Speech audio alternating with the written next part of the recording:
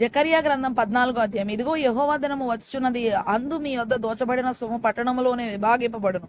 ఏలియనగా యెరూషలేము మీద యుద్ధము చేయుటకు నేను అన్యజనులందరినీ సమకూర్చబోచున్నాను.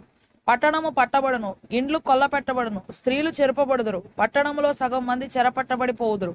అయితే శేషించు వారు నిర్మూలము కాకుండా పట్టణములో నిలుతురు. అప్పుడు యెహోవా బయలుదేరి తాను యుద్ధకాలమున యుద్ధము చేయు రీతిగా ఆ అన్యజనులతో యుద్ధము చేయును. ఆ దినమున యెరూషలేము ఎదుట తూర్పు తట్టుననున్న ఒలీవ కొండ మీద ఆయన పాదములుంచగా, ఒలీవ కొండ తూర్పు తట్టునకును పడమటి తట్టునకును నడిమికి విడిపోయి సగము కొండ ఉత్తరపు తట్టునకును సగము కొండ దక్షిణపు తట్టునకును జరుగును.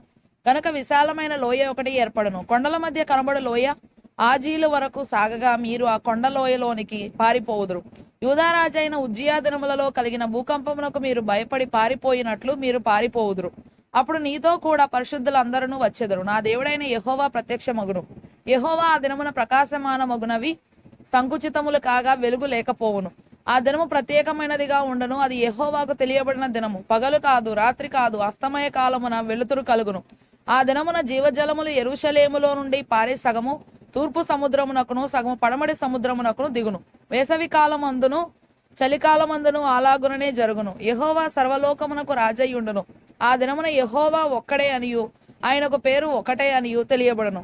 యెరూషలేము బెన్యామీను గుమ్మము నుండి మూల గుమ్మము వరకును, అనగా మొదటి గుమ్మపు కొన వరకును, హననియేలు గుమ్మము నుండి రాజుగానుగుల వరకును వ్యాపించును. మరియు గెబ నుండి యెరూషలేము దక్షిణపు తట్టునున్న రిమోను వరకు దేశమంతయు మైదానముగా ఉండును.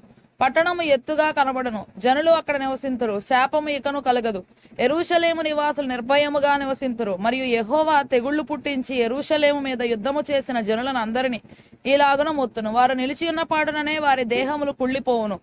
వారి కన్నులు కనుతొరలలో ఉండియే కుళ్ళిపోవును. వారి నాలుకలు నోళ్లలో ఉండియే కుళ్ళిపోవును. ఆ దినమున యెహోవా వారిలో గొప్ప కల్లోలం పుట్టింపగా వారందరూ ఒకరికొకరు విరోధులై ఒకరి మీదనొకరు పడుదురు. యూదావారు యెరూషలేమునొద్ద యుద్ధము చేయుదురు. బంగారును వెండియు వస్త్రములను చుట్టూనున్న అన్యజనులందరి ఆస్తి అంతయు విస్తారముగా కూర్చబడును. అలాగుననే గుర్రముల మీదను కంచెర గాడిదల మీదను ఒంటెల మీదను గార్ధబముల మీదను దండుపాళెములో ఉన్న పశువులన్నిటి మీదను తెగుళ్లు పడును. మరియు యెరూషలేము మీదికి వచ్చిన అన్యజనులలో శేషించిన వారందరూ సైన్యములకు అధిపతియగు యెహోవాయను రాజునకు మొక్కుటకును పర్ణశాల పండుగ ఆచరించుటకును ఏటేటా వత్తురు. లోకమందుండు కుటుంబములలో సైన్యములకు అధిపతియగు యెహోవాయను రాజునకు మొక్కుటకై యెరూషలేమునకు రాని వారందరి మీద వర్షము కురవకుండును. ఐగుప్తీల కుటుంబపు వారు బయలుదేరకయు రాకయు ఉండిన ఎడల వారికి వర్షము లేకపోవును. పర్ణశాల పండుగ ఆచరించుటకై రాని అన్యజనులకు తాను నియమించిన తెగులుతో యెహోవా వారిని మొత్తును. ఐగుప్తీయులకును పర్ణశాల పండుగ ఆచరించుటకు రాని అన్యజనులకు అందరికి రాగల శిక్ష ఇదే. ఆ దినమున గుర్రముల యొక్క కళ్ళెముల మీద యెహోవాకు ప్రతిష్ఠితము అను మాట రాయబడును. యెహోవా మందిరములోనున్న పాత్రలు బలిపీఠం ఎదుటనున్న పళ్ళెముల వలె ప్రతిష్ఠితములుగా ఎంచబడును.